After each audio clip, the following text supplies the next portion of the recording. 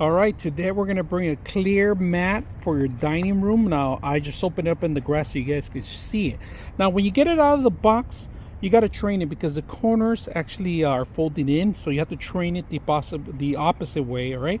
So we're gonna try it on a couple of tables and see how it looks. And I got two different types of tables, but it only fits on one of them, the square one. So I'm gonna see what I can do. But these mats work for a lot of other options too.